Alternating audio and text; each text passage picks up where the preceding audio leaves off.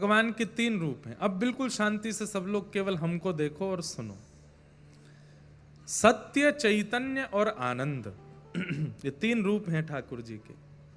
सबसे पहला स्वरूप ठाकुर जी का सत्य है,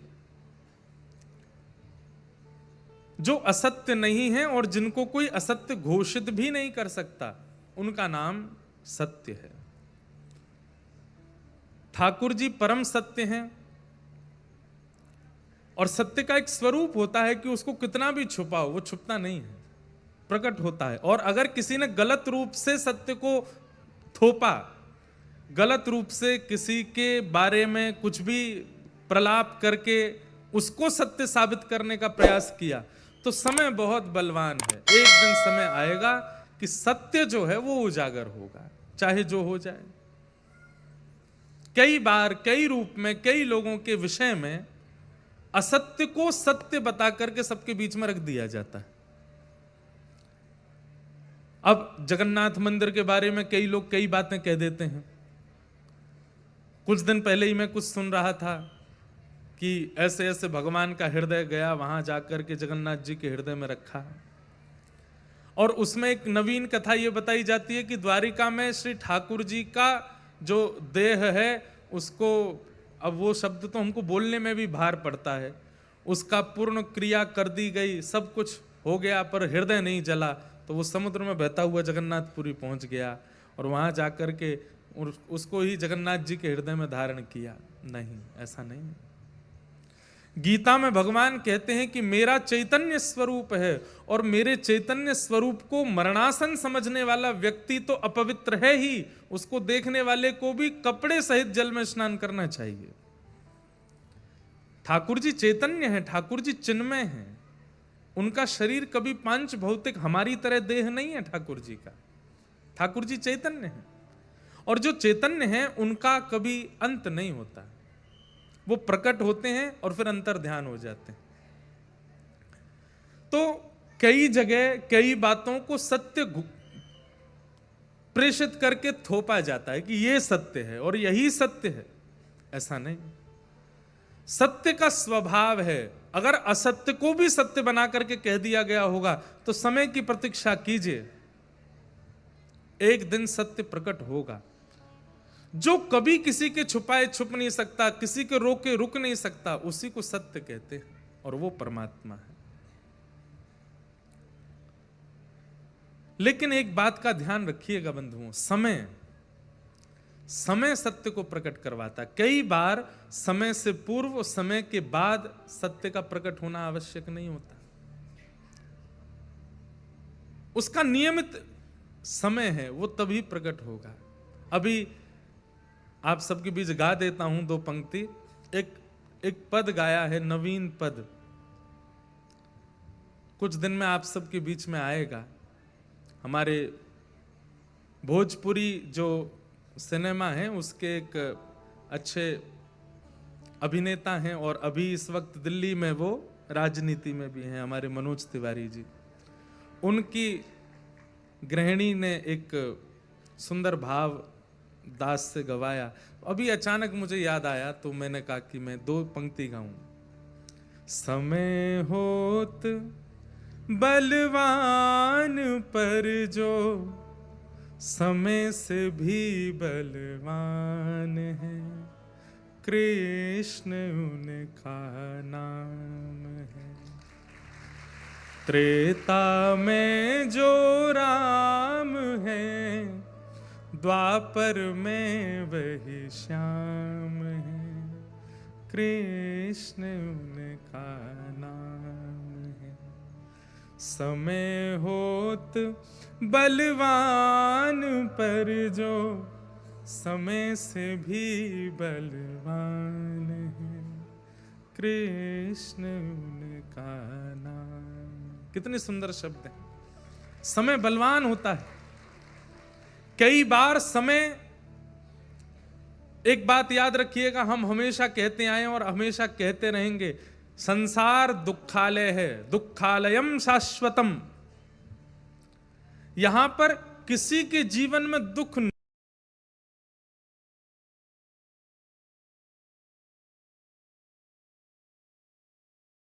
लेकिन भक्ति मार्ग में हो तो दुख ज्यादा आएंगे। आप कहोगे महाराज जी ऐसा क्यों? बहुत ध्यान से सुनिएगा। मैं एक जीवात्मा हूं, मेरी ओर देखिए, एक एक शब्द ध्यान से सुनिए।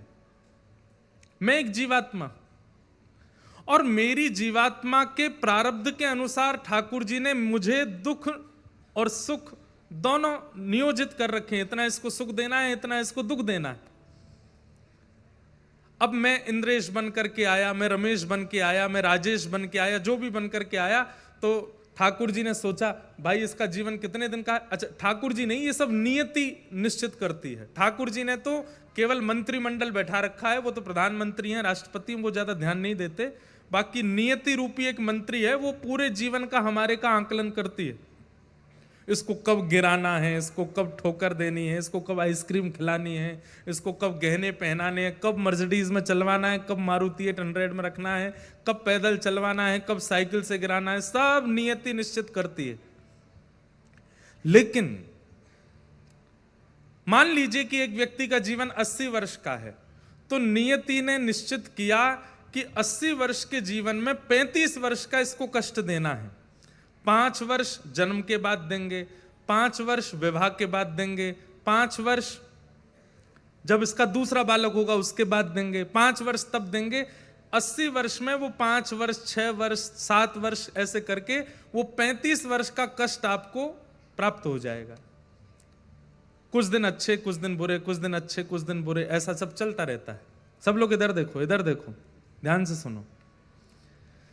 लेकिन जब आप भक्ति के मार्ग में आ जाते हैं तो नियति ठाकुर जी के पास जाती है, बोले नाथ अभी आपका गुणगान गाता है, आपके मार्ग पर चल रहा है, क्या करें? तो ठाकुर जी कहते हैं कितना दुख है इसके जीवन में? तो ठाकुर वो कहती है 35 वर्ष का है। बोले उसके बाद? बोले उसके बाद फिर इसके 3-4 जन्म और होने हैं, उनमें भी 40 वर्ष, 35 वर्ष, इतना इसका दुख है। ठाकुर जी कहते हैं 4 जन्मों के सारे दुख इकट्ठे करो और एक बार में ही सब खत्म करवाओ, आगे के छोड़ो ही मत। इसका पुनर्जन्म नहीं होना है। ये जिस भाव से कथा सुन रहा है, जिस भाव से भजन कर रहा है, जिस भाव से मेरी सेवा में, आराधना में लगा है, यही इसका अंत करना है। इसके आगे इसको भेजना नहीं है। तो जो प्रारब्ध जन्य इसके दुख हैं जीवन के, उनको एक ही बार में सारे भुगवा दो और सारा हिसाब किताब इसका क्लोज करके, शारीरिक पीड़ा चल रही है, कभी कुछ चल रहा है, कभी कुछ, तो लोग कहते तू इतना भजन करता है फिर भी तेरे दुख खत्म नहीं होते। आपको नहीं पता, वो एक दिन में जो दुख भोग रहा है भक्ति करने वाला, उसके 4 जन्मों का दुख एक ही दिन में आ जाता है। वो सब खत्म कर रहा है आगे का। और एक समय ऐसा आता है कि आप ठाकुर जी की, मैं एक बात कहता हूं कथा में, ठाकुर जी या भक्ति कष्ट दूर नहीं करती, कष्ट से जूझना और लड़ना सिखाती है।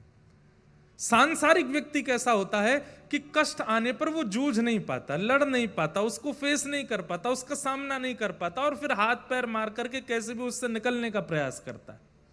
पर नहीं, भक्ति मार्ग व्यक्ति तो सहता है। भक्ति मार्ग व्यक्ति तो उसको स्वीकार करता है प्रसाद की तरह कि मेरे प्रारब्ध का कुछ है, नाथ दे दो, ये भी निकल के कट जाए, मुझे ज्यादा इसका कष्ट नहीं है, आप ये करवा देंगे और अच्छा होगा। कितने भक्तों के चरित्र में ऐसा हुआ। मैं आज तो ज्यादा नहीं कहूंगा नरसिंह मेहता का, कल से सुनाऊंगा, पर नरसिंह मेहता के चरित्र की एक घटना मुझको याद आती है। और अभी बंबई में भी मैं कथा करके आया, वहां भी अंतिम दिन नरसिंह मेहता याद आए, तो मैं वहां तो नहीं बोल पाया, लेकिन आज मैं बोलूं। अंतिम दिन की कथा में नरसिंह मेहता आकर के कथा में मानो हाथ पकड़े कि अब हमारे गुजरात चलो। इसलिए 7 दिन की कथा में वहां अंतिम दिन ही नरसिंह मेहता का स्मरण हुआ। और मैं प्रयास करूंगा, मुझे आती तो नहीं है ज्यादा गुजराती, पर मेहता जी के, नरसिंह जी के जो पद हैं गुजराती में, उनको टूटी फूटी अपनी हिंदी ब्रजभाषा में गाऊंगा, आप उसको सही कर देना, आप लोग उसका भाव रखना। नरसिंह जी के भक्ति, नरसिंह जी के भाव बहुत अद्भुत हैं। नरसिंह मेहता जी को नागर वंशीय ब्राह्मण थे, उनके समाज के लोगों ने ही निकाल दिया। अपने वंश से, अपनी जाति से उनको निष्कासित कर दिया।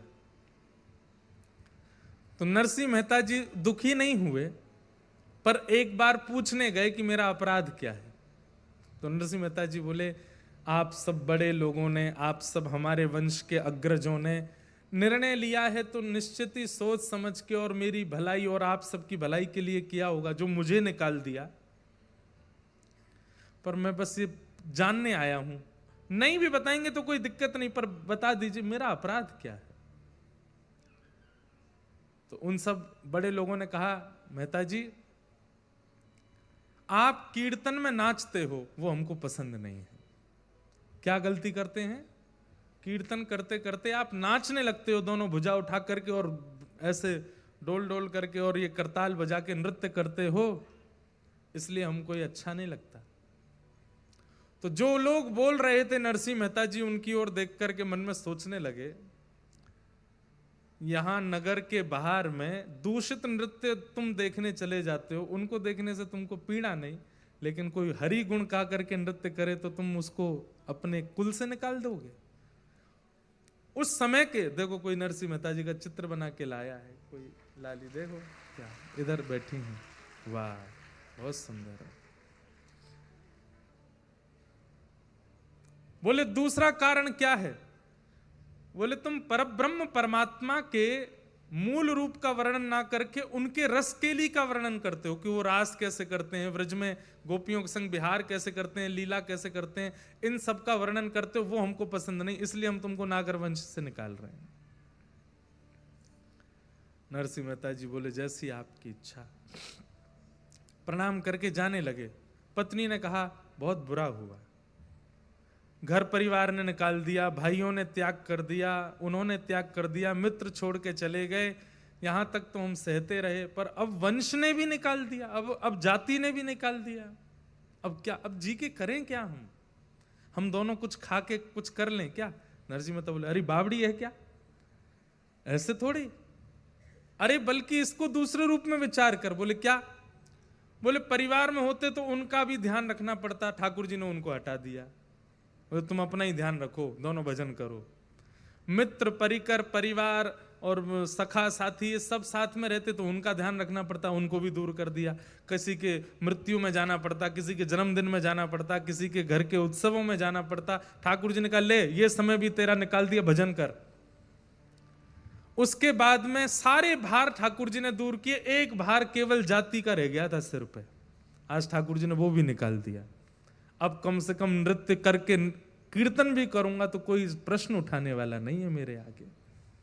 एक भार मेरे ऊपर था वो भी ठाकुर जी ने निकाल दिया, सारे भार मेरे ऊपर से हटा करके अब केवल एक भार, और एक, इसको भार नहीं कहूंगा, एक सौभाग्य मेरे सिर पर है, क्या कि मैं हरि का हूं और हरि मेरे हैं, मेरी दूसरी कोई पहचान नहीं है। अब कल तक मेरी अनेक पहचानें थीं, मैं उसका भाई हूं, मैं उसका बेटा हूं, मैं उसका पति हूं, मैं उसका मित्र हूं, मैं उसका सखा हूं, मैं उसका बंधु हूं, और ये सारी पहचानें भी मेरी जाती जा रही थी। तो एक पहचान तो मेरी रह गई थी कि मैं नागर वंशीय ब्राह्मण कुल उत्पन्न नरसिंह मेहता हूं, आज वो पहचान भी चली गई। अब केवल मेरी एक पहचान है कि मैं हरि का दास नरसिंह हूं, मैं हरि का हूं और हरि मेरे हैं। बंधुओं, भक्त क्या करता है, वो परिस्थिति को ठाकुर जी का प्रसाद मान करके स्वीकार करता। और एक बात बोलूं, परिस्थिति ठाकुर जी की द्वारा दी गई परीक्षा है, उसको परखने के लिए कि वो क्या करने वाला है, और उस परिस्थिति को जब हंस के खेल करके शांति से वो स्वीकार कर लेता है और उसमें भी प्रसन्न चित्त रहता है, तो ठाकुर जी अपनी दोनों भुजा पसारते हैं, वाह अब मैं तो सो प्रसन्न है गयो, तू मेरे पास आ जा, तुम मुझको स्वीकार कर ले। विपरीत परिस्थिति कलयुग में, लिख लीजिएगा इस बात को, और कल से अगर जिनको बहुत आनंद आता है कथा में कुछ सूत्र लेने में, वो कुछ लिखने की व्यवस्था रखो अपने साथ। कलयुग में विपरीत परिस्थितियों को सहना ही तपस्या है, और उससे भगवत प्राप्ति निश्चित हो जाएगी। उस विपरीत परिस्थिति को बस सह लीजिए। क्यों? क्योंकि भगवान सत्य हैं, वो सब जानते हैं। तुम जानत सब अंतर्यामी, तुम जानत सब अंतर्यामी, करनी कछु ना करी, करनी कछु ना करी, मोरी राखो लाज हरी, मोरी राखो लाज। तुम जानत सब अंतर्यामी, इसलिए वो सत्य हैं। भरोसा कीजिए, विश्वास कीजिए उन पर। आपकी परिस्थिति से ज्यादा, आपकी परिस्थिति ठाकुर जी से ज्यादा बलवान नहीं है। आपकी देह की पीड़ा, आपकी बौद्धिक पीड़ा, आपकी सामाजिक पीड़ा, ये ठाकुर जी से ज्यादा बलवान नहीं है। पर हां, बलवान ये कब हो जाती हैं? जब ठाकुर जी के प्रति अविश्वास होता है, जब ठाकुर जी पे भरोसा नहीं होता, तब आपकी पीड़ा बलवान हो जाती है। इसलिए ठाकुर जी से जाके मत कहो कि हम पीड़ा में हैं, पीड़ा से कहो ठाकुर जी हमारे संग खड़े हैं, हे पीड़ा सोच समझ के हमारे पास आना। ठाकुर जी संग खड़े हैं हमारे। शंख चक्र गदा पद्म धारण करके क्यों खड़े हैं हमारे द्वारिकाधीश? क्या इस चक्र को देख करके भी आपको निर्भयता नहीं होती? मुझे डरने की क्या आवश्यकता? मेरे सिर पर सुदर्शन चक्रधारी खड़े। मुझे क्या आवश्यकता भयभीत होने की? मेरे साथ में गिरवरधारी खड़े, गिरिराज जी धारण करके खड़े। ये ठाकुर जी ने ऐसे ऐसे रूप धारण इसलिए किए हैं ताकि आप निर्भीक होकर के उन पर विश्वास करो। ठाकुर जी से मत कहो कि हम पीड़ा में हैं, पीड़ा से कहो कि हम ठाकुर जी के साथ हैं। ठाकुर जी हमारे जौहरे खड़े, हमारे ब्रजभाषा में पास को कहते हैं जौहरे। क्या बोलते हैं? हमारे जौहरे। अब जौहरे तो नहीं, उसको दोहरे खड़े हैं, हमारे जौहरे खड़े हैं ठाकुर जी। अभी हम महाराष्ट्र में थे, वहां पंडरीनाथ भगवान ऐसे खड़े हैं, कमर पे हाथ धर के। तो श्री ज्ञानेश्वर जी महाराज ने ठाकुर जी के ऐसे खड़े होने के अनेक उदाहरण बताए। ठाकुर जी ऐसे क्यों खड़े? वृंदावन में वंशी बजा रहे हैं, गोवर्धन में गिरिराज जी उठा रहे हैं, द्वारिका में, गुजरात में शंख चक्र गदा पद्म धारण करके खड़े हैं, रंगनाथ में लेटे हुए हैं। पर ये अद्भुत ही छवि है, ठाकुर जी की कमर पे हाथ धर के खड़े हैं। आपके गुजरात के महान प्रवक्ता, श्रीमद् भागवत के अद्भुत वक्ता श्री डोंगरे जी महाराज, वे तो अपनी हर कथा में कहते थे कि हमारे द्वारिका के नाथ लीला पूरी करके वैकुंठ नहीं गए हैं। बोले कहां गए? बोले पंढरपुर गए हैं, पंढरपुर में विराजे। और वहां ठाकुर जी ऐसे खड़े हैं। ऐसा कह दिया जाए तो इसमें कोई अतिशयोक्ति नहीं कि सतयुग त्रेता द्वापर युगों में प्रकट हुए भगवानों में जो अंतिम स्वरूप है ठाकुर जी का, वो यही है। कलयुग में और स्वरूप भी प्रकट हुए ठाकुर जी के, पर सतयुग त्रेता द्वापर के विश्राम में जितने स्वरूप प्रकट हुए उनमें अंतिम स्वरूप यही है। ठाकुर जी कमर पर हाथ धर के खड़े। आद्य गुरु शंकराचार्य भगवान ने भी उनको देख करके पांडुरंग भगवान के ऊपर लिख दिया, परब्रह्म लिंगम भजे पांडुरंगम। बोले परब्रह्म साक्षात यदि मैंने कहीं देखा तो पंढरपुर में देखा। ये आद्य गुरु शंकराचार्य कह रहे हैं। तो ज्ञानेश्वर माउली कहते हैं, क्योंकि अभी महाराष्ट्र से आया ना, तो थोड़ी तो वहां की सुगंधी निकलेगी ना भीतर से। और भाई देखो, ये प्रांतों की बात नहीं है, ठाकुर जी सब जगह के हमारे हैं, हम ठाकुर जी के हैं। तो ठाकुर जी ऐसे क्यों खड़े हैं? बहुत ध्यान से सुनना। तो उसमें सबसे पहला भाव श्री ज्ञानेश्वर माउली कहते हैं कि जब कोई नदी में स्नान करने जाता है तो वो अपने किसी साथी को भेजता है, पहले बोले आगे जाके देख गहरा कितना है।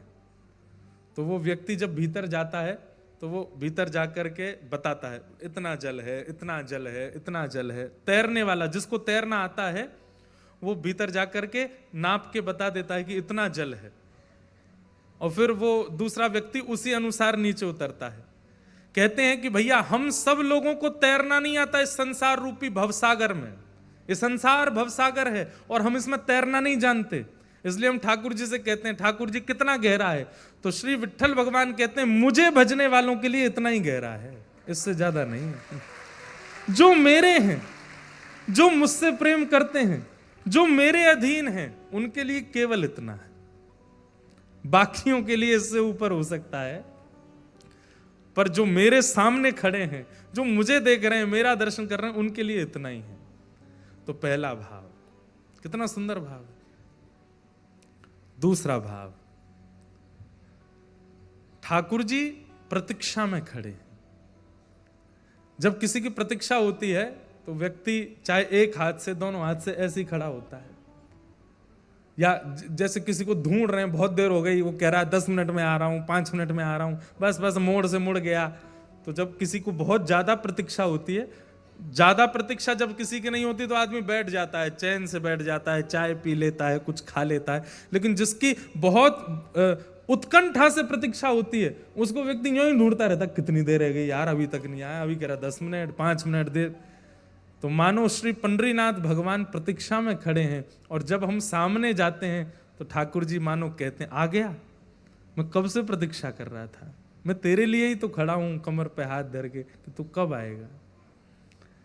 तेने 28 साल लगा दिए मेरे पास आने में, तेने 25 साल लगा दिए, तेने 20 साल लगा दिए।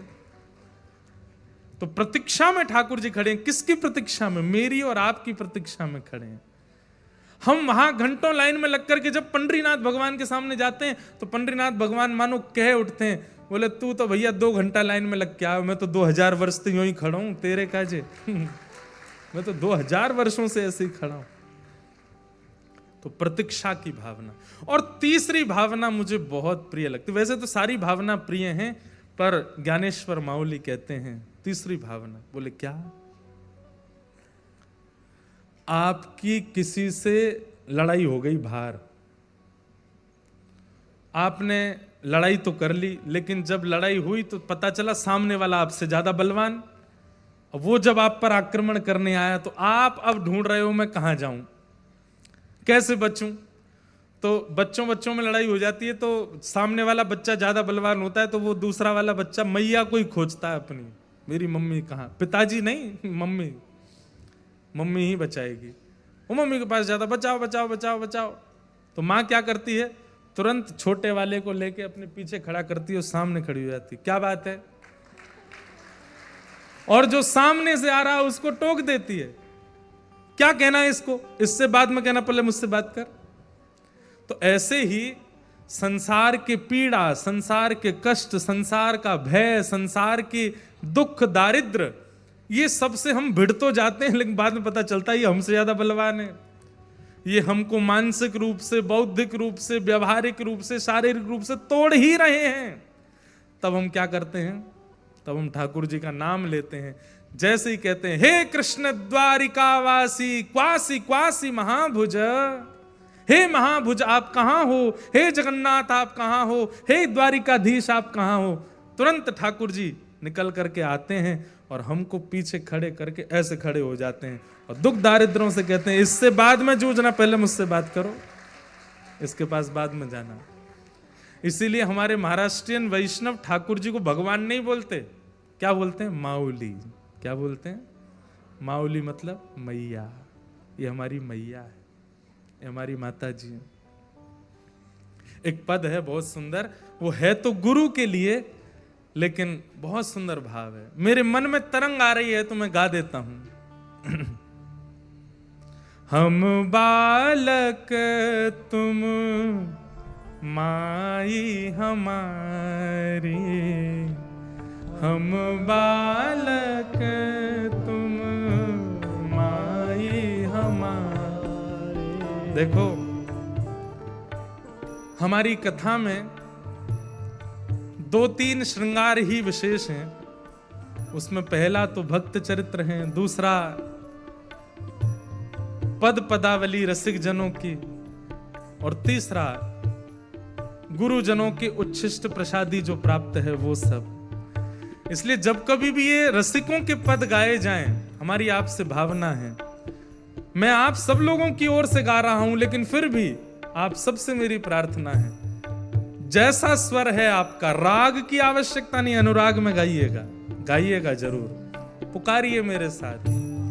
हम बालक तुम माई हमारी, हम बालक तुम माई हमारी। एक बात कहें, आप लोग द्वारिका जाइएगा, मुझे तो समय नहीं मिल पाएगा बड़ोदरा कथा के विश्राम में, क्योंकि प्यारे गिरधर लाल जी का ब्याहुला उत्सव बरसाना में है, मुझे तुरंत पहुंचना पड़ेगा वहां पर जो लोग ब्याहुला में नहीं आ पा रहे हैं बरसाना, मेरी तरफ से मुझे कथा की दक्षिणा देने के रूप के भाव से आप लोग द्वारिका चले जाना। और द्वारिका बहुत दूर लगता हो, क्योंकि यहां से दूरी तो है, तो डाकोर जी चले जाना। और श्री रणछोड़ राय प्रभु को आज तक आपने भाई के रूप में देखा, लाला के रूप में देखा, राजा के रूप में देखा, भगवान के रूप में देखा, एक बार मेरे कहने से माँ के रूप में देख के आई है। ये मेरी मैया है, हम इसके बालक हैं, हम आके लाला हैं और ये हमारी मैया है। एक बार दर्शन करके आइएगा इस भाव से, और फिर जो आप अनुभव करेंगे ना, वो अद्भुत होगा। हम बालक तुम माई हमारी, हम बालक तुम माई हमारी, पल पल माही करो रखवारी, पल पल माही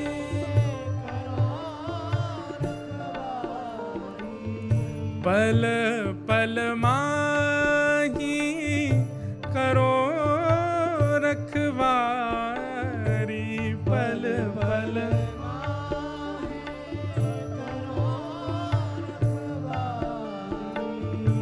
हम बालक तुम माई हमारी, हम बालक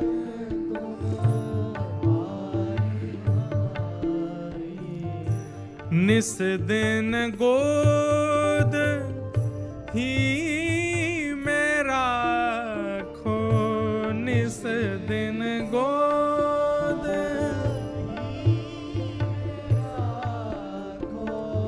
जगन्नाथपुरी में एक भक्त था भगवान का,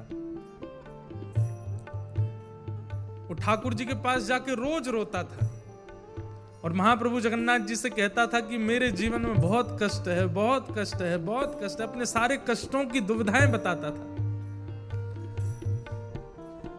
मेरे सारे कष्ट दूर मत कीजिए, बस एक काम कर दीजिए। बोले क्या? आप मेरे साथ रहने लग जाओ तो मुझे लगेगा कि आप संग खड़े हो, मुझे कष्ट की अनुभूति नहीं होगी। ठाकुर जी ने कृपा कर दी और ठाकुर जी ने उसको कहा कि तू समुद्र के तट पर जाना और चल के देखना, अगर बालुका में तेरे पैरों के चिन्ह और उसके बगल में मेरे पैरों के चिन्ह दिखाई दें तो उससे तू विश्वास कर लेना कि मैं साथ ही हूं। मैं प्रत्यक्ष नहीं दिखाई दूंगा, मेरे चरण चिन्ह दिखेंगे। ठीक है। अब उसके जीवन में जब भी कष्ट आता वो दौड़ करके समुद्र के तट पर जाता और थोड़ी देर चल के पीछे मुड़ के देखता तो 2 चरण चिन्ह उसके बगल में, 2 चरण चिन्ह ठाकुर जी के। उसी से ही खुश हो जाता कि ठाकुर जी साथ हैं। एक बार उसकी माता जी का देहावसन हो गया उसी बालक के, और जब मां की मृत्यु हुई तो वो सह नहीं पाया, इतना दुखी हुआ, इतना दुखी हुआ कि बोला मेरे जीवन में इससे बड़ा कष्ट कोई नहीं आया। दौड़ करके समुद्र के तट पर गया, चल करके जैसे ही उसने पीछे देखा 2 ही चरण चिन्ह थे, 2 नहीं थे। महाप्रभु जगन्नाथ जी को कहने लगा, आज आपने भी मेरा साथ छोड़ दिया, मेरी मां तो सो छोड़ के चली गई, आप भी चले गए। रात्रि में स्वप्न में महाप्रभु जगन्नाथ आए और आकर के बोले क्या हुआ? बोले कि आज 2 ही चरण चिन्ह दिख रहे थे, इसका मतलब आपने भी मुझे छोड़ दिया, मेरी मां छोड़ के चली गई, आप भी चले गए। ठाकुर जी बोले नहीं, जब तू चलता था तेरे चरण चिन्ह और मेरे चरण चिन्ह दिखते थे, मतलब कष्ट इतना भारी नहीं है, तू स्वयं चल सकता है। लेकिन आज तेरा कष्ट इतना भारी था कि जो चरण चिन्ह दिखे वो मेरे थे, तेरे नहीं थे। मैं तुझे गोद में लेके चल रहा था। जब भारी कष्ट में भक्त आता है तो बोले मैं उसे गोद में उठा लेता हूं, बस वो मुझ पर विश्वास करे, मुझ पर भरोसा रखे, अपने अविश्वास को आगे ना आने दें। बंधुओं, एक बात मैं कह दूं तो इसमें कोई अतिशयोक्ति नहीं है। ठाकुर जी से ज्यादा बलवान में इस संसार में कोई नहीं है, केवल सिवाय एक के, अविश्वास। अविश्वास कई बार ठाकुर जी से ज्यादा बलवान हो जाता है। और हमारी गिरावट के लिए, या कह दें हमारी जीवन के उत्थान को रोकने के लिए अविश्वास जीवन में आता है। सब पे अविश्वास कीजिएगा, पर दो लोगों को छोड़ के, गुरु और गोविंद, इन पे कभी अविश्वास नहीं। हे निस दिन साल पर आपके पास में बहुत रास्ते थे अपने नव वर्ष को मनाने के। गा करके, नाच करके, उल्टा सीधा खा पी करके, कुछ भी करके आप कर सकते थे। लेकिन यहां बैठा जो भी व्यक्ति अपने नव वर्ष पर या तो किसी धाम गया, या किसी तीर्थ गया, या घर में बैठ करके भगवत भजन किया, समझना कि ठाकुर जी ने आपकी रक्षा की है। यही रक्षा है। आप लोग इसको रक्षा मत माना करो। किसको? पहाड़ पर चल रहे थे, अचानक से हमारी गाड़ी स्लिप हुई, खाई में गिरते गिरते बचे, ठाकुर जी ने बाल बाल बचाए। ना, ठाकुर जी ने नहीं बचाया, आपके जीवन के समय शेष थे इसलिए बच गए। अरे भैया, वो 2 ट्रक सामने से आ गए, हमारी गाड़ी बाल बाल, ठाकुर जी ने बचाई। ठाकुर जी ने नहीं बचाई, आपका जीवन बचा है अभी, इसलिए बच गए। ठाकुर जी कब बचाते हैं? कि जब सामने विषय खड़ा हो जाए, आप फिर भी विषय का त्याग करके भजन चुन लो, तो समझो ठाकुर जी ने बचाया, ठाकुर जी ने रक्षा की। बगल के सिनेमा हॉल में बहुत अच्छी पिक्चर लगी, लेकिन आप छोड़ करके कथा सुनने आए हो, सोचो ठाकुर जी ने बचाया। सब मित्र परिवार परिकर खाने पीने में व्यस्त हैं, लेकिन सबको छोड़ आप भजन करते हो, एकादशी करते हो, समझो ठाकुर जी ने बचाया। समझो ये रक्षा है ठाकुर जी के द्वारा, कि विषय सामने हैं बिगाड़ने के लिए, लेकिन फिर भी आप ठाकुर जी को चुनते हैं। विषय और जाने मत दीजो, विषय और दूर दूर जाऊं गहली जो, दूर दूर जाऊं, तुम बालक हम बालक, तुम माई हमारी, हम बालक तुम माई। मैं अनजान कछु नहीं जानू, मैं अनजान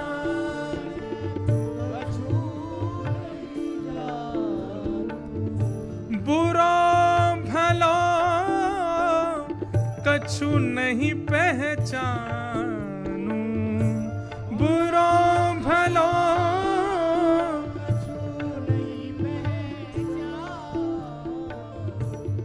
हम बालक तुम माई हमारे, हम बालक तुम माई। सहजो बाई का पद है, चरण दास कहे सहजो दासी, चरण दास कहे हो रक्षक पूर्ण अविनाशी, हो रक्षक पूर्ण हम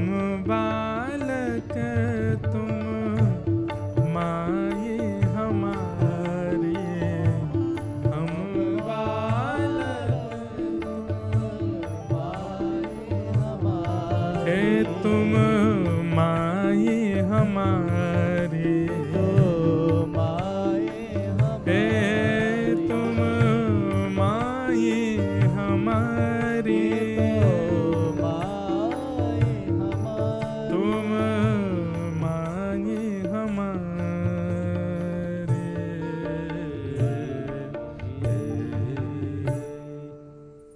हम बालक तुम माई हमारी।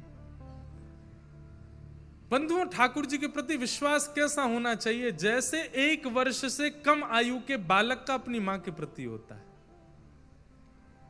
कई बार आपने घरों में देखा हो कि छोटे बालक को कभी वो ऊधम मचाता है ना, उसकी मां अगर मार भी देती है वो तो भी मां के ही गले लगता है।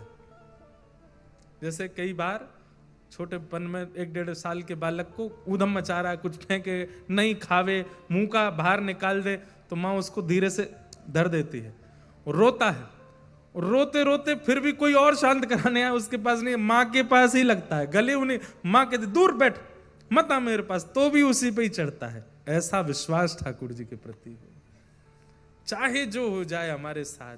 बंधुओं, कहां तक कहें, हाथ पैर कटने तक की स्थिति आ जाए तो भी अविश्वास ना हो ठाकुर जी पे। कथा सुनाऊंगा एक दिन आएगी तो, मोरध्वज राजा की।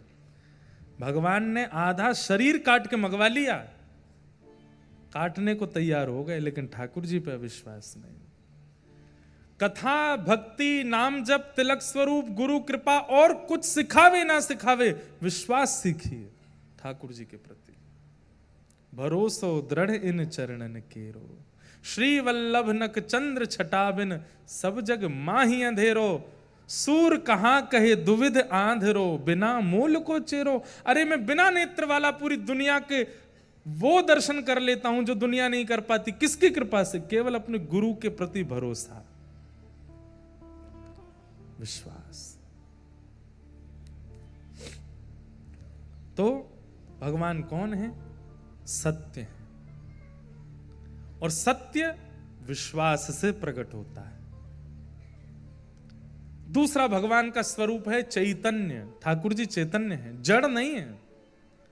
चाहे वो चित्रपट की सेवा में हैं, चाहे वो अष्ट धातु के हैं, चाहे वो चांदी के हैं, सोने के हैं, पीतल के हैं, ठाकुर जी के प्रति चैतन्य बुद्धि रखो। आपके यहां तो बहुत बढ़िया मौसम है, पंखा चल रहे हैं।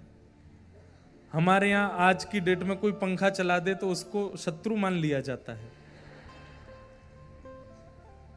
जैसे घर में सुबह सुबह साफ सफाई माताएं बहनें करती हैं, और उस समय अगर पंखा चला देती हैं गलती से, तो पूरा घर देखता है, भाई प्राण लेने हैं तो ऐसे ही बोल दो। इतनी सर्दी हमारे यहाँ तो, और यहाँ तो पंखा चल रहे हैं। पर जैसे हमारे यहाँ की सर्दी है, अब आप अपनी सेवा के ठाकुर जी को ऊनी वस्त्र पहनाते हो, शॉल लगाते हो, हिना का इत्र चढ़ाते हो, सब कुछ करते हो, लेकिन आप जहां कहीं भी ठाकुर जी का स्वरूप देखते हो, आपके मन में आता है इनको ढक दूं, कहीं जाड़ा नहीं लग रहा हो, कहीं सर्दी नहीं लग रही हो, इनको कुछ पवा दूं, भूखे नहीं बैठे हों। ये बुद्धि प्रकट हो जाना, ये चैतन्य बुद्धि है, और इससे ठाकुर जी का अनुभव, साक्षात्कार बहुत जल्दी हो जाएगा। ठाकुर जी के प्रति चैतन्य बुद्धि। पर हम लोग कैसे? अपना तो आलीशान घर है, ठाकुर जी कोने में बैठे हैं, एक छोटी सी बेचारी खिड़की है, वहां के भीतर बैठे हैं चुपचाप। एक दिया जल रहा है, उसी में बेचारे अपनी बंशी खोजते रहते हैं, कहां है। चना चनौरी बेचारी किस्तों में मिली हुई हैं, छोटी सी कटोरी। जो लोग जिनके घर में बादाम का, ड्राई फ्रूट्स का भोग लगता है बस ठाकुर जी को, वो भी ऐसा नहीं कि बड़े कटोरा भर के धर दो, इतनी सी कटोरी, उसी में ही ठाकुर जी बेचारे तृप्त हो जाओ। ठाकुर जी बंधुओं कई बार ये सोचते हैं कि तू मेरी सेवा करके एक बार खुद सोच, अगर मैं तेरे साथ ऐसा करूं तो क्या होगा। तू मेरी सेवा करके एक बार विचार कर कि यही उल्टा तेरे साथ हो गया तो तू क्या करेगा। ठाकुर जी चैतन्य है, और चैतन्य बुद्धि उन लोगों को रखनी चाहिए जो ठाकुर जी की सेवा करते हैं। देखो बंधुओं, यहां 3 प्रकार के भक्तों के लिए 3 मार्ग बताए गए। सत्य मार्ग उन लोगों का है जो कर्म पर ज्यादा विश्वास करते हैं। जैसे कई व्यापारी लोग मिलते हैं हमको, वो कहते हैं महाराज जी हम ज़्यादा पूजा नहीं कर पाते, सेवा नहीं कर पाते, पर हम सत्यनिष्ठ रहते हैं, समय की पाबंदी में रहते हैं, छल कपट नहीं करते, अपना कर्म करते हैं, परिवार का भरण पोषण करते हैं, पत्नी व्रत, पतिव्रत, पुत्र व्रत, पुत्री व्रत, परिवार व्रत इनका निर्वहन करते हैं, पर हम ज्यादा देर ठाकुर जी की सेवा नहीं कर पाते। तो उनके लिए भजन क्या है? ठाकुर जी सत्य स्वरूप हैं, वो सब जानते हैं, उनके प्रति पूर्ण भरोसा रख करके चित्त में अपनी क्रिया करो, आपके लिए वही भजन है। चैतन्य उन लोगों के लिए जो घर में सेवा करते हैं, ठाकुर जी की सेवा, चित्रपट की सेवा, युगल सरकार की सेवा, श्रीनाथ जी की सेवा, गोपाल जी की सेवा, उन लोगों के लिए चैतन्य बुद्धि। ठाकुर जी चैतन्य हैं, इनको भी हमारी तरह त्वचा है, इनको भी जाड़ा लगता है, गर्मी लगती है, भूख लगती है, प्यास लगती है, ये सारी बुद्धि उनके प्रति रखना, ये सब भाव उनके प्रति रखना, चैतन्य बुद्धि। ये किनके लिए? सेवकों के लिए चैतन्य बुद्धि है। और तीसरा, जो नाम पर भरोसा रखते हैं, जो कीर्तन में विश्वास रखते हैं, जो सत्संग सुनते हैं, सेवा इतनी नहीं कर पाते पर नाम करते हैं। कौन है पता है? सप्तनिधियों में मदन मोहन जी को प्रकट करने वाले श्री सनातन गोस्वामी। विहरत निस दिन कुंज गलिन में व्रजजन मन सुख धाम, मदन मोहन को रूप निरख सनातन बलि बलि जाए। सनातन गोस्वामी की कथा आप सबने सुनी ही होगी। मथुरा में एक ब्रजवासी मैया के यहां मधुकरी लेने के लिए जाते थे, उन्हीं के यहां पर मदन मोहन लाल जी की सेवा होती थी। तो मदन मोहन जी का मन आ गया, जैसे ही द्वार खोल के मैया मधुकरी देने गई तो मदन मोहन जी का मन आ गया किन पे? सनातन गोस्वामी पे। और रात्रि में एक दिन स्वप्न में मैया से बोले, मैया मैं तो को एक बात बतावे आया हूं। मैया तो बड़ी खुश हो गई, इतने साल से सेवा कर रही हूं, अब जाके स्वप्न में ठाकुर जी का दर्शन हुआ। कहो जय जय, मेरी सेवा ते राजी हो, मोते प्रसन्न हो? ठाकुर जी बोले, हाँ मैया मैं बहुत प्रसन्न हूं, एक बात बतावे आया हूं। बोले कहा? बोले कछु दिना में आप प्रस्थान करवे वारी हो। मैया बोली, ये बताने स्वप्न में आए हो आप? इतने साल की सेवा में आप कभी प्रकट नहीं हुए और अब जाके प्रकट हुए तो मेरी मृत्यु की तिथि बताने आए हो? लेकिन बोली जय जय, बस ये बता दो मोते राजी हो ना? ठाकुर जी बोले, मैं बहुत राजी हूं मैया, पर मैं तो सो ये कहवे आया हूं, सेवा पूर्ण भई अब तेरी, जागा भाग्य किसी का। अब तेरी सेवा पूरी है गई, पर मैया मैं तो यहीं रहूंगा, मुंह को कौन के हवाले करके जाएगी? मैया बोली, आपने कोई चुन लियो है? बोले हाँ चुन लियो। बोले कौन? बोले सुबह सुबह बाबा आवे मधुकरी मांगवे। ब्रजभाषा समझ रहे हैं ना आप लोग? ठाकुर जी बोले बाबा आवे मधुकरी मांगवे। बोले हाँ, वही बाबा मुंह को बढ़िया लग गो, वही दे दे मुझे, वही के पास जाऊंगा। अगले दिन जब सनातन गोस्वामी आए तो मैया ने मधुकरी देते ही कहा, बाबा मेरे ठाकुर जी स्वप्न में आके कह के गए आप सो सेवा करानी है। बाबा ने ठाकुर जी को देखा, भीतर मंदिर में विराज रहे थे घर में।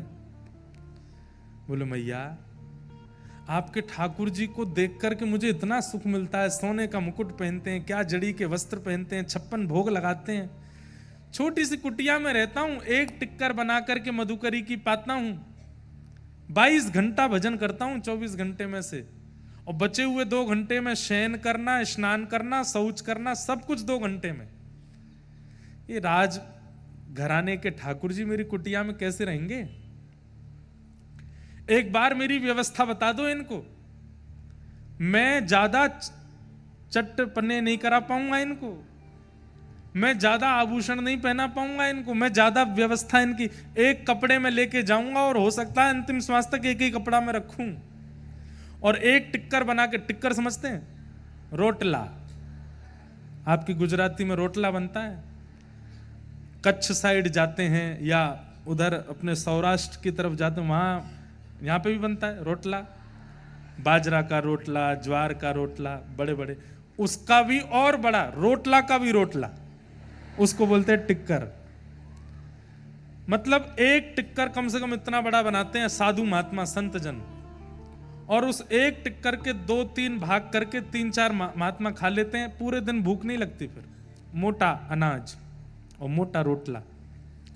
तो बोले मैं तो एक टिक्कर बना के पाऊं, कैसे जीवेंगे मेरे संग। इनकी तो 8 बार भोजन, 7 बेर आरती। हमारे ब्रजमंडल में 8 बार भोग लगता है, 7 बार आरती होती ठाकुर जी की, अष्टयाम सेवा होती। कैसे करेंगे ये? एक बार मेरी व्यवस्था बता दो इनको। मैया बोली आज बात करती हूं। ठाकुर जी से जाके कही, बोले कि जय जय जाग के पास जावे की इच्छा रख रहे हो। उनने अपनी ऐसी व्यवस्था बताई है। रात्रि में मैया सो गई, ठाकुर जी फिर से सपने में आए, बोले मैं राजी हूं, मुझे जरूरत ना है, पर मोकू वही के पास जानो है। सोचिए आप कितनी व्यवस्था करते हैं, उससे ठाकुर जी नहीं रीझते। पर आप जो भी व्यवस्था करते हैं, कितने उत्साह से करते हैं, उससे ठाकुर जी रीझते हैं। सनातन गोस्वामी जी को ठाकुर जी की सेवा में रुचि है, पर सेवा से ज्यादा नाम में रुचि है। 22 घंटे भजन करते हैं वो। 22 हमारे वृंदावन में आज भी ऐसे कई महात्मा हैं, 22 घंटे भजन करते हैं, केवल नाम जपते रहते हैं। हमारे गोवर्धन में एक महापुरुष थे, महाराज जी थे। आप में से जो यहाँ बड़े सब बैठे हैं हमारे बड़ोदरा के, हो सकता है उन्होंने उनका नाम भी सुना हो, दर्शन भी किया हो। परम पूजनीय प्रातः स्मरणीय श्री ठाकुरदास बाबा। मैंने अंतिम समय में उनका दर्शन किया, जब वो निकुंज में प्रवेश कर रहे थे, उससे पहले किया, तब उठ भी नहीं पाते थे। उस समय मैं दर्शन करने गया, मैं भी छोटा था, पिताजी के साथ गया। तो बाबा की संपूर्ण शरीर तो किसी और के करने से ही कार्य करता था, पर ये उंगली उनकी ऐसी चलती रहती थी बिना माला के। मतलब ये समझ लीजिए कि पूरे शरीर को पैरालाइज हो गया, लेकिन उंगली पर नाम बंद नहीं हुआ। उस स्थिति को क्या कहते हैं? एक होता है कि आपने नाम को पकड़ा है, और एक होता है नाम ने आपको पकड़ा है। तो महाराज जी जो थे, उन्होंने नाम ने उनको पकड़ लिया। वे ठाकुर जी का नाम नहीं लेते थे, ठाकुर जी उनका नाम लेते थे। उस स्थिति में उनका वह रात में सो रहे हो, चल रहे हो, फिर रहे हो, कहीं भी कैसी भी स्थिति में शिथिल अवस्था थी उनकी, लेकिन नाम चलता रहता था। तो हमारे व्रज में नाम प्रेमी बड़े महापुरुष हैं। सनातन गोस्वामी उन्हीं में से थे। 22 घंटा भजन करते थे, सेवा से कोई ज्यादा संपर्क नहीं था, पर ठाकुर जी ने चुन लिया। अगले दिन जब सनातन गोस्वामी आए तो मैया ने अपने ठाकुर जी दे दिए। बोले लो बाबा, लेके जाओ ठाकुर जी को। गोदी में लेकर के नृत्य करने लगे, आंसू तो आने लगे। बोले जय जय, मैंने आपको नहीं, आपने मुंह को स्वीकार किया है, चलो महलन से कुटिया में लेके चलूं। और यमुना जी के तट विश्राम घाट पर छोटी सी कुटिया, उसमें लेकर के ठाकुर जी को आए, एक कोने में बैठा दिया। उत्साह में तो बहुत थे, क्या क्या करूं, पर आता नहीं है कुछ भी। तो एक चौकी पर ठाकुर जी बैठा दिए, एक कपड़ा से ढक दिए, मोटा टिक्कर बनाया ठाकुर जी के लिए। टिक्कर बना के बोले जय जय, जय ही पाऊं मैं तो। और हमारे लिए कोई सब्जी नहीं है, साग नहीं है, नमक नहीं है, और कुछ मिर्च नहीं है। ये व्रज रज ही टिक्करों में लग जाती है, यही सब पूर्ण कर देती है। प्रेम से पाओ, स्वागत है आपका मेरी कुटिया में। 4-5 दिन सेवा को हो गए, और टिक्कर का भोग लगाने के बाद 22 घंटा के भजन में चले जाते सनातन गोस्वामी। ठाकुर जी बैठे हैं टिक्कर के आगे। आप लोग प्रेरणा मत ले लेना, महाराज जी हम तो फिर भी चना चनोरी का लगा रहे हैं। तो भाई 22 घंटा भजन भी तो कर रहे हैं सनातन जी। भजन करने के बाद जब उठते, फिर से स्नान ध्यान करके फिर दूसरा टिक्कर बनाते, ठाकुर जी को पवाते। 4-5 दिन बाद ठाकुर जी उनके ध्यान में आए। सनातन जी बोले जय जय, राजी हो, कैसा लग रहा हूं मेरी कुटिया में? तो ठाकुर जी ऐसे करके बोले, कहा भयो? अरे वो रूखी रोटी खाऊं ना, गले में इर्ज गई है, अटक गई है गले में, भीतर ना जाए रही। सनातन जी बोले गले में उलझ गई है। बोले हाँ क्या करूं।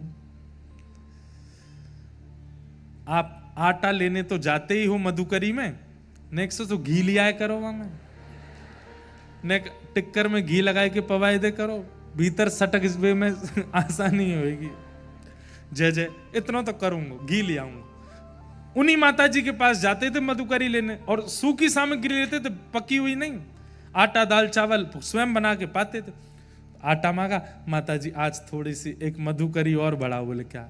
थोड़ा सा घी दे दो। मैया बोली आ गयो, अब आ गयो तुम्हारी कुटिया में, अभी तो घी आ रहा हो, अभी देखियो। नहीं नहीं नहीं, घी से ऊपर नहीं जाएंगे आप, चिंता मत करो। घी लेके गए, टिक्कर बना करके वहां में घी लगायो, ठाकुर जी के आगे पधरायो। जय जय अब तो राजी हो, खूब चकाचक, खूब सटका सटका के पाओ। घी की कटोरी रख दी, बोले टिक्कर घी से ही लगा के खाओ आप तो। 6-7 दिन तक ठाकुर जी राजी राजी पाते रहे, फिर ध्यान में आए। सनातन जी बोले जय जय अब तो सुखी हो। बढ़िया। नहीं नहीं बताओ आप। बोले जीव खारी है गई है। बोले क्यों? अरे नेक्स्ट सो नमक डाल दे करो वहां में आटे में, थोड़ा तो स्वाद बने। तुम कोरे आटे में यमुना जल मिलाए के पवाए दो, घी लगाए दो। नेक आटो, बस एक चुटकी आटो डाल, वहां में नमक डाल दे करो। एक चुटकी नमक कौन सी बड़ी बात है, ठीक है ये भी ले आएंगे। अगले दिन गए मैया से, बोले मैया मधुकरी में आटा भी मिलता है, घी भी, थोड़ा नमक और दो। हाँ नमक अभी तो रुको, रसायनों का प्रवेश होगा। नमक लेकर के गए। 7-8 दिन 10 दिन ठाकुर जी ने फिर कोई सेवा नहीं मांगी। 10 दिन बाद फिर आ गए। जय जय अब कहा हो? बोले आप जाते हो, आटा लाते हो, घी लाते हो, नमक लाते हो, एक आलू और ले आया करो, और उस आलू को भून दिया करो। भून करके छिलका उतार के मीड़ करके और उसमें नमक डाल दो, तो एक आलू की चटनी हो जाएगी साथ में, खाने में थोड़ा सुख मिलेगा। सनातन गोस्वामी जी ने ठाकुर जी उठाए, लेके मैया के पास गए। बोले धरो या को भीतर, वो ये तो 56 भोग मंगा रहे मेरी कुटिया में। जैसे ही मैया को देने लगे, मूर्तिमंत ठाकुर जी चैतन्य हो गए, प्रकट हो गए, सनातन जी के हृदय लग गए। बोले रहूंगा तो आपके संग ही, कहीं नहीं जाऊंगा, रहूंगा आपके पास। तो कईयों की रुचि सेवा में होती है, कईयों की रुचि कथा में, सत्संग में होती है, कईयों की रुचि नाम में होती है। तो जिनकी रुचि नाम में है, जिनकी रुचि कथा में है, उनको ठाकुर जी आनंद स्वरूप प्रदान करते हैं। सच्चिदानंद रूपाय। कर्मनिष्ठ लोगों के लिए ठाकुर जी सत्य रूप में विराजमान हैं, सेवा भावी लोगों के लिए ठाकुर जी चैतन्य रूप में विराजमान हैं, और कथा श्रवण करने वाले वैष्णव और नाम जाप करने वाले वैष्णवों के लिए ठाकुर जी आनंद के रूप में विराजमान हैं। वो हर परिस्थिति को आनंद से स्वीकार करें, वही उनके लिए ठाकुर जी हैं। इस समय जो आपके मुखमंडल पर प्रसन्नता है, आप लोग विचार कीजिए, कोई आदमी 15 मिनट भी ऐसे रहे तो यहां दर्द होता है। आप लोग 3:30 बजे से ऐसे ही बैठे हो, सबके मुख खिले हुए हैं, कईयों के मुख भी खिले हैं, नेत्रों से अश्रु भी निकल रहा है। ये सुख नहीं है, ये प्रसन्नता नहीं है, यही आनंद है, और ये आनंद ही श्री कृष्ण है। इस प्रसन्नता में आप ये कह सकते हो कि कृष्ण मुझे छू रहे हैं। इतनी बढ़िया स्माइल तो आपकी फोटो उसके सामने भी नहीं आ सकती। जो प्रसन्नता अभी आपकी कथा में है, ये प्रसन्नता अलौकिक है, अद्भुत है, और यही श्री कृष्ण है। सच्चिदानंद रूपाय विश्वोत्पत्त्यादि हेतवे। विश्व की उत्पत्ति आदि करना जिनका हेतु है। भगवान के कर्म क्या हैं, गुण क्या हैं?